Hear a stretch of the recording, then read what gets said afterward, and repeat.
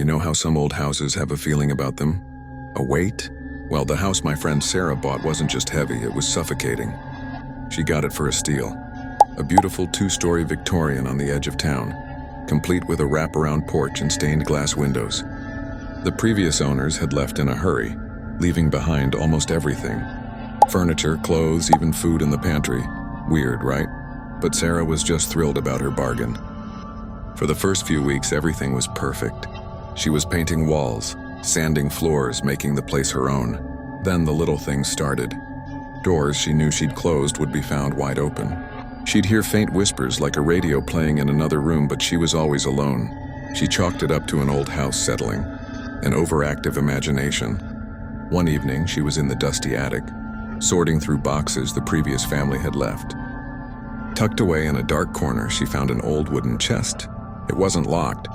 Inside, nestled amongst moth-eaten blankets, was a single, beautiful, hand-carved marionette.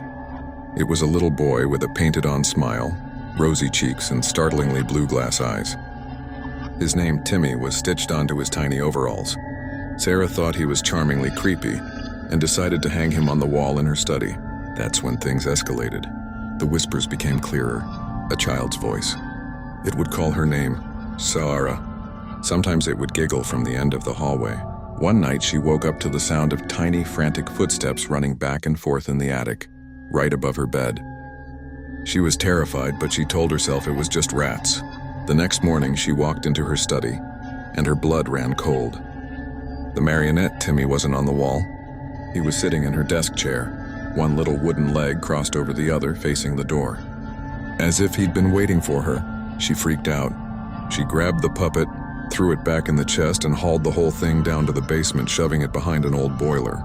Out of sight, out of mind. That night, for the first time in weeks, the house was silent. Utterly, blessedly silent. Sarah finally slept a deep, exhausted sleep. But when she woke up, something was wrong. The air was cold, heavy again. She sat up and her heart stopped.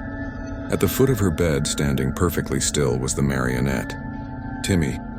His painted smile seemed wider, more menacing. His blue glass eyes were fixed on her.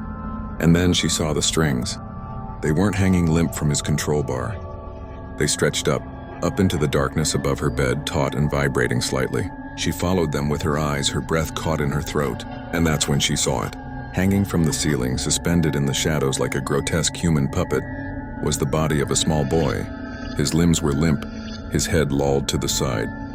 His clothes were old-fashioned, just like Timmy's, and in his cold, still hands he was holding the wooden control bar.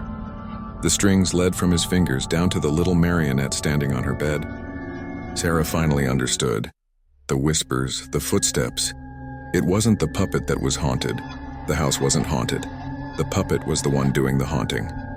Timmy wasn't the toy, he was the master, and he was just looking for a new playmate.